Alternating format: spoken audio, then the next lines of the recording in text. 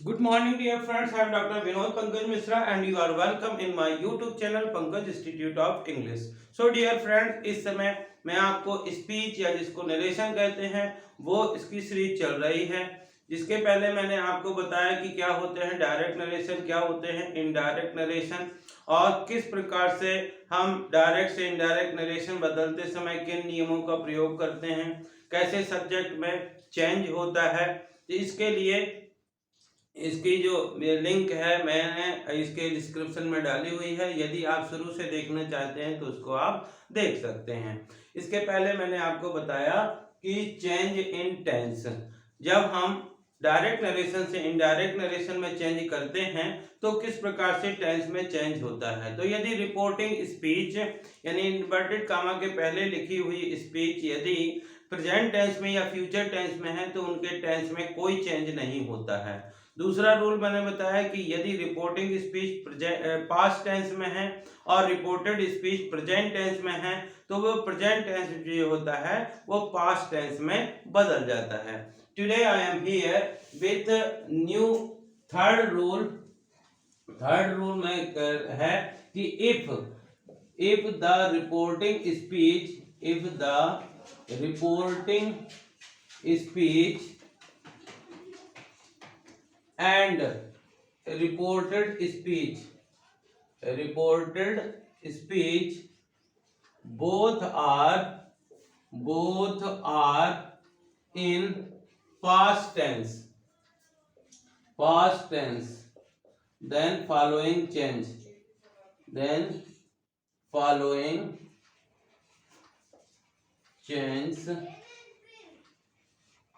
happen।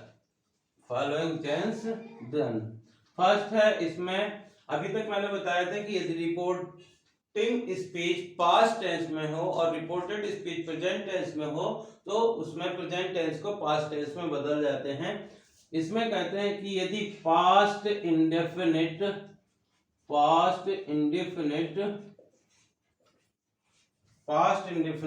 Change into past perfect, past indefinite change into past perfect।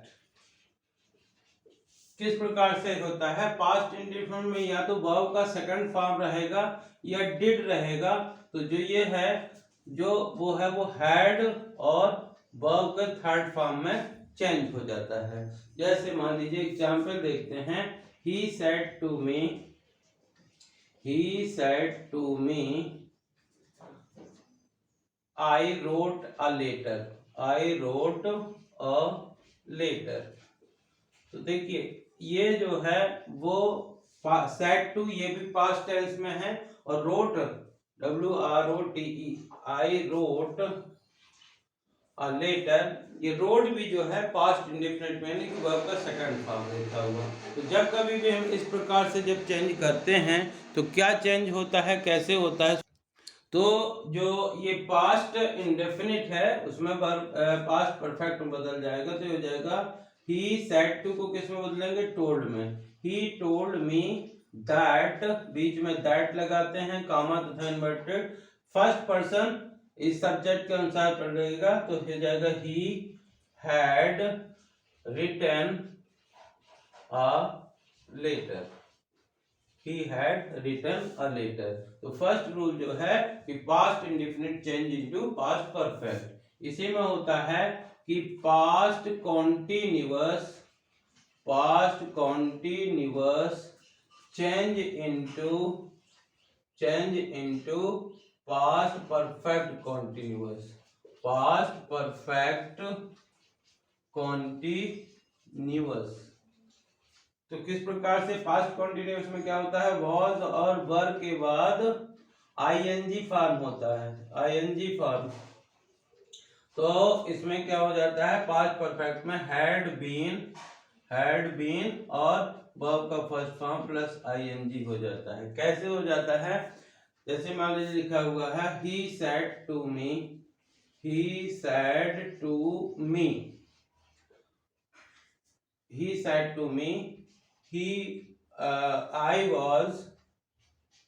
I was singing song, I was singing song. देखिए ये जो है ये past perfect tense में, past में लिखा हुआ है, और ये पास्ट कॉन्टिन्यूअस। तो जो पास्ट कॉन्टिन्यूअस है वो पास्ट परफेक्ट कॉन्टिन्यूअस में चेंज हो जाएगा, हो जाएगा he told me that, he told me that, I के अनुसार he had been singing song। इस प्रकार से ये होता है। इसमें भी एक्सेप्शन, जैसे वो वाले रूल में मैंने बताया था कि प्रेजेंट यदि रिपोर्टिंग स्पीच पास्ट टेंस में है और रिपोर्टेड स्पीच प्रेजेंट टेंस में है तो प्रेजेंट टेंस पास्ट टेंस में चेंज हो जाता था, किंतु यदि वाक्य में प्रोवर्ब्स, कोई प्रोवर्ब्स हो या कोई हैबिचुअल ट्रूथ हो या यूनिवर्सल ट्रूथ हो तो नो चेंज होता था। इसी प्रकार इसमें भी होता है कि यदि कोई हिस्टोरिकल ट्रूथ को बताया जाता है, हिस्टोरिकल ट्रूथ होता है, यदि वाक्य में कोई हिस्टोरिकल ट्रूथ हो तो नो चेंज इसमें होता है। यानी कि जब हम यदि वाक्य में कोई यूनिवर्सल ट्रूथ दिया है तो उसका इनडायरेक्ट नरेशन बनाते समय उसके टेंस में कोई चेंज नहीं होता है। कैसे होता है, जैसे he said to me,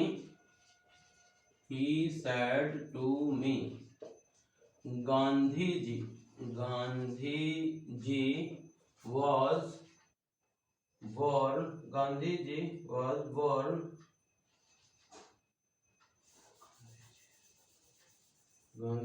was born on 1869। जैसे मान लीजिए ये सेंटेंस लिखा हुआ है he said to me, Gandhi ji was born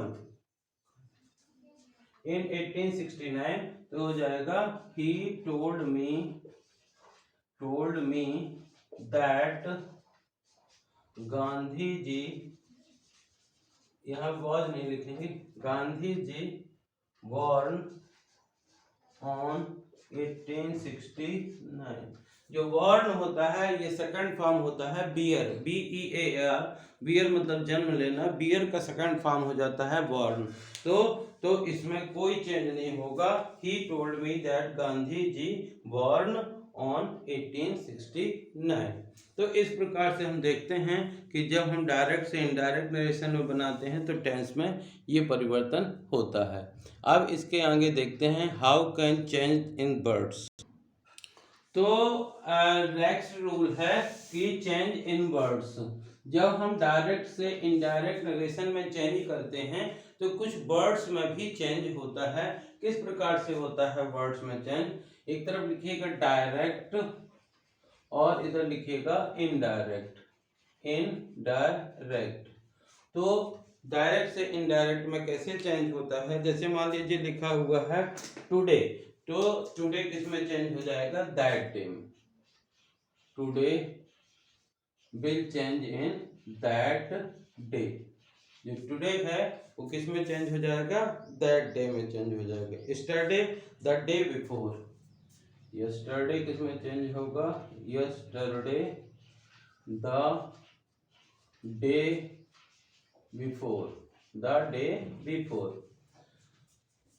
yesterday जो होगा वो चेंज हो जाएगा द डे बिफोर में, the day before yesterday, the day before yesterday जो होगा the day before yesterday, yesterday जो होगा, द डे बिफोर यस्टरडे का मतलब होता है परसों जो बीता हुआ है, तो उसमें हो जाएगा 2 days before, 2 days before, 2 days before.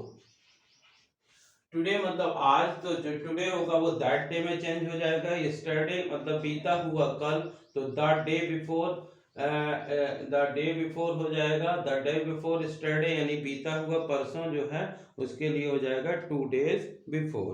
अब देखें द टुमारो, जो टुमारो है TOMORROW, टुमारो मतलब आने वाला कल, तो नेक्स्ट डे में चेंज हो जाएगा। किस में चेंज हो जाएगा, नेक्स्ट डे में।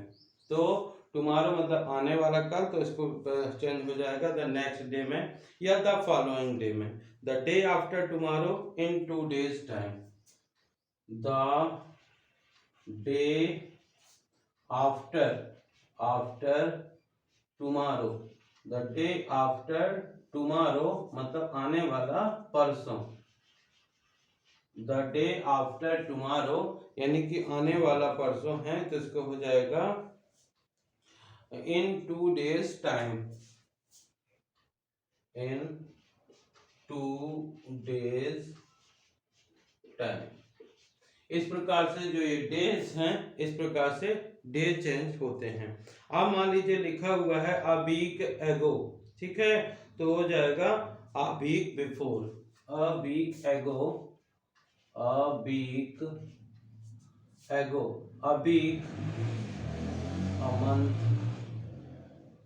मंथ एगो, चाहे अ वीक हो या अ वीक एगो, अ मंथ एगो, तो जब कभी होता है तो जब एगो लिखा होता है तो बिफोर कर देते हैं, a week before, a week before, या इसी को कह देंगे a month before, a month before. तो इस प्रकार से चेंज होते हैं। डायरेक्ट से इनडायरेक्ट नरेशन बनाते समय वर्ड्स में चेंज इसी प्रकार से होते हैं। और एगो का बिफोर कम, और शब्दों में कैसे, जैसे एगो का बिफोर, कम का गो, दिस का दैट, दिस, एगो का बिफोर, दिस का दैट, ठीक है। और मान लीजिए लास्ट नाइट लिखा हुआ है, द फॉलोइंग नाइट कर देंगे, लास्ट नाइट है मान लो, लास्ट नाइट, तो following night, following night.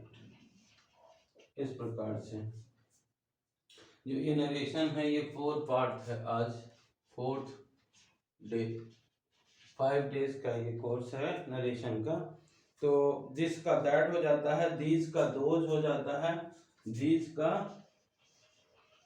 Those हो जाता है, दीज का, दिस का दैट, दिस का दोज, हियर का देयर, नाउ का देन, हियर का there, here there, now then, now का देन, THEN।